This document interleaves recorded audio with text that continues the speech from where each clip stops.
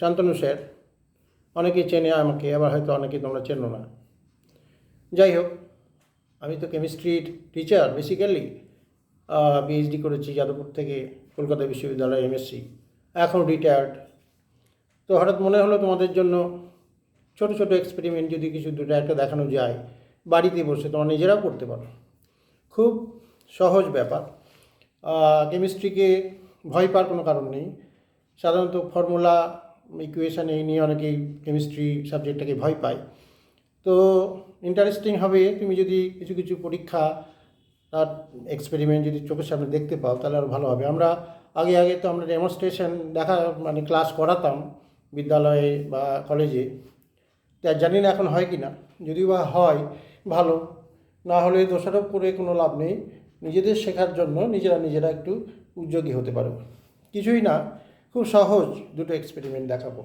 কী লাগবে?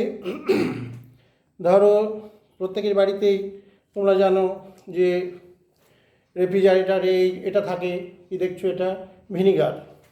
ভিনিগার ছাড়া তো মা মাসি কাকিমা জেঠিমারা এদের রান্নাঘর সম্পূর্ণ নয়, কারণ এই ভিনিগার দিয়ে অনেক কিছু খাবার দাবার তৈরি হয় যেটা আমরা খাই, উপভোগ করি। তো এই ভিনিগার একটু লাগবে, এটা নিলাম। এইটাকে বলে, দেখতে পাচ্ছ আমি রান্নাঘর থেকে নিয়ে এসেছি, তোমাদের প্রত্যেকের বাড়িতে খোঁজ করলে পাবে, রান্নাঘরে থাকে, মা মাসিরা ব্যবহার করেন। এটা হচ্ছে একটা সলিড, এটা কঠিন পদার্থ। এটাকে বলছি আমরা সোডিয়াম বাইকার্বনেট, বা এটা আমাদের বেকিং পাউডার হিসেবে ব্যবহার করি। বেকিং পাউডার এটা নানা কাজে লাগে, তো এটা একটু প্রয়োজন হবে, এটা নিলাম। এটা চুনের জল, বুঝতেই পারছো, এটা না কোটোটা দেখেই বোঝা যাচ্ছে এটা একটা চুনের জল। এর মধ্যে চুন আছে, ভেজানো আছে চুনের জল। এটা আমাদের একটু লাগবে, এটা নিয়েছি। আর ফেনফথ্যালিন লাগবে। ফেনফথ্যালিনটা অবশ্য বাড়িতে পাওয়া মুশকিল, আমাকে একটু করতে হবে, কালেক্ট করতে হবে। কিনতে পাওয়া যায়, এমন কিছু নয়, দোকানে কিনতে পাওয়া যায়, খুব দামও বেশি তাও নয়। তো প্রথমে যে আমরা করতে চাইব, প্রথম যে এক্সপেরিমেন্টটা, তো এটা মেনলি হচ্ছে আমাদের আজকে বক্তব্য বিষয় হচ্ছে অ্যাসিড একদিকে, আর একদিকে বেস বা অ্যালকালি।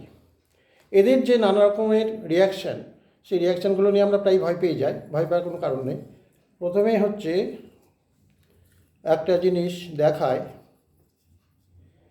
এটা হচ্ছে সোডিয়াম বাইকার্বনেট। তোমার প্রত্যেকের বাড়িতেই রান্নাঘরে থাকে, একটু কালেক্ট করলাম করে এই যে দিয়েছি। সলিড, একটা ক্রিস্টালাইন সলিড। এই সোডিয়াম বাইকার্বনেট, এতে আমরা একটু করে ভিনিগার দেওয়ার চেষ্টা করবো। এতে ভিনিগার নিয়েছি, এই ভিনিগার থেকে অল্প একটু নিয়েছি। তোমাদের যদি মনে হয় যে না একটু আমরা চোখের সামনে দেখতে চাইছি, তাহলে এই ভিনিগার একটু নিয়েছি, জল মিশিয়ে আর একটু ভিনিগার নিলাম।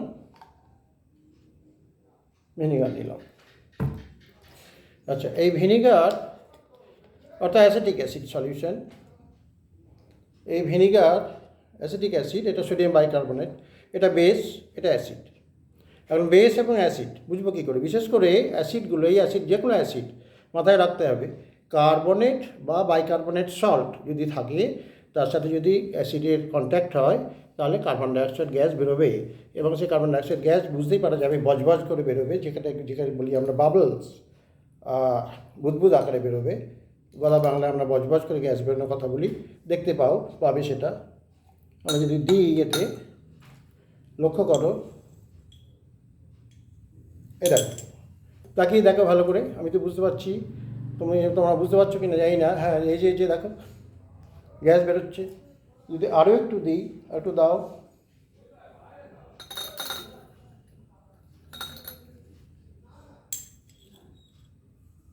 দেখো পরিষ্কার দেখা যাচ্ছে। দেখো কার্বন ডাইঅক্সাইড গ্যাস বেরিয়ে চলে গেল। এর একটা রিয়াকশান, কেমিস্ট্রিতে ইকুয়েশান আছে, কি আমরা ইকুয়েশানের মাধ্যমে রিয়াকশানটাকে ডিনোট করতে পারি। পরে তোমাদের শেষ বেলায়, এই ভিডিও শেষে তোমাদের সেটা দেখাবো আমি, রিয়াকশানটা কী হচ্ছে। তো মেনলি এটা যে সোডিয়াম বাইকার্বনেট নিয়েছি আমরা, খাবার সোডা যাকে বলি এক কথায়, সেখান থেকে কালেক্ট করেছি খানিকটা, তাতে আমরা ভিনিগার দিয়ে দিলাম, একটু অ্যাসিটিক অ্যাসিড দিলাম, গ্যাস বেরোচ্ছে। কী গ্যাস? Carbon dioxide gas. এই গ্যাসটাকে ধরে কালেক্ট করে আমরা এটা টেস্ট করে আইডেন্টিফাই করতে পারি যে এটা কার্বন ডাইঅক্সাইড গ্যাস। যাই হোক, এখন আর অত জটিলতায় যাওয়ার দরকার নেই। তোমরা এখন খুব মানে ফার্স্ট লার্নার বলা যেতে পারে, ফার্স্ট লার্নার অফ কেমিস্ট্রি। তো এটা একটা এক্সপেরিমেন্ট হলো। আর একটা এক্সপেরিমেন্ট, খুব মজার এক্সপেরিমেন্ট। দেখো, চুনের জল, চুনের জল আমি একটু যদি নিই, একটা জায়গায় একটু চুনের জল নিলাম, একেবারে কোটো থেকেই ঢেলে দেখাচ্ছি তোমাদের, যাতে তোমাদের সুবিধে হয়। তোমরা বাড়িতে নিজেরাও করতে পারো। অনেক সময় মা, মাসি, ঠাকুমা, কাকিমা, জেঠিমা এনারা পান খান। তো সেই চুনের জল একটু নিয়েছি। এখানে অলরেডি একটা কালার এসে গেছে, কারণ এখানে একটা ফেনফথ্যালিন আগে থেকে নেওয়া ছিল। এই জিনিসটা ফেনফথ্যালিন 1-2 ফোঁটা গায়ে লেগেছিলো বলে একটা কালার এসে গেছে। দেখো, কালারটা একটা ডিপ পিঙ্ক কালার। এই কালারটা কিন্তু ফেনফথ্যালিনের কালার, অর্থাৎ অ্যালকালি বা বেস। চুনের জল একটা ভালো বেস। এই চুনের জলে যদি আমরা এই ফেনফথ্যালিন দিই 1-2 ফোঁটা, এখানে তো দিতেই হলো না, গায়ে একটু লেগেছিল তাতেই এসে গেল। কালারটা এসছে একটা পিঙ্ক বা কেউ কেউ ভায়োলেট বলে, যাই হোক একটা পিঙ্কিশ কালার, ডিপ একটা কালার এসছে। এই যে পিঙ্ক কালারটা, গোলাপি রঙটা, এটা কিন্তু এবারে আমাদের চলে যাবে যদি এতে আমরা ধীরে ধীরে এই অ্যাসিটিক অ্যাসিড বা ভিনিগার দিই। এটা একটা রিয়াকশান। কী হচ্ছে দেখো, ধীরে ধীরে এই দেখো, যা চলে গেল, ম্যাজিক। অর্থাৎ কালারটা চলে গেল। কেন গেল? কারণ এই যে এখানে ছিল ক্যালসিয়াম হাইড্রক্সাইড, চুনের জল, তাতে ফেনফথ্যালিনের সঙ্গে কালার তৈরি করেছিল ইন্ডিকেটার। এটাকে নামটা ইন্ডিকেটার ওই জন্য ইন্ডিকেট করেছিল কালার তৈরি করে, যেটা অ্যালকালি। তাতে আমরা অ্যাসিড দিলাম, নিউট্রালাইজেশন হয়ে গেল, এক্সেস অ্যাসিড হলো। তো অ্যাসিডে ফেনফথ্যালিন কিন্তু কালারলেস, আর বেসে ফেনফথ্যালিন হচ্ছে পিঙ্ক বা পিঙ্কিশ রেড, যাই বলো না কেন। তো সেইটা আমরা দেখলাম। আবার তোমার যদি মনে হয় যে না, আচ্ছা, যে কালারটা চলে গেল, কালারটাকে আমরা কি রিগেন করতে পারি? হ্যাঁ, পারি। তাহলে যদি এখানে এক্সেস অ্যাসিড আছে, তাই যদি একটু এক্সেস অ্যালকালি, অর্থাৎ বেস বা অ্যালকালি যাই হোক, এটা যদি দিয়ে দিই, বেস এবং অ্যালকালির মধ্যে একটু পার্থক্য আছে মূলত, সেটা আবার অন্য ভিডিওতে বলবো। আপাতত এখন এটা বোঝার চেষ্টা করো। আবার একটু চুনের জল দিলাম, দেখা যাক কী হয়। লক্ষ্য করো, এই দেখো সুন্দর কালার আসছে। দেখো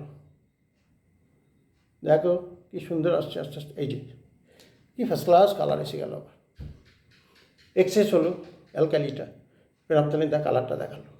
অর্থাৎ একটা ম্যাজিক। এই যে কেমিস্ট্রি, একটা ম্যাজিক। এই জন্য আমরা কেমিস্ট্রি কেন বলি? কেমিস্ট্রি কথাটা এসছে কিমিয়াবিদ থেকে, বাংলাতে। আর ইংলিশ কথাটা হচ্ছে অ্যালকেমিস্ট।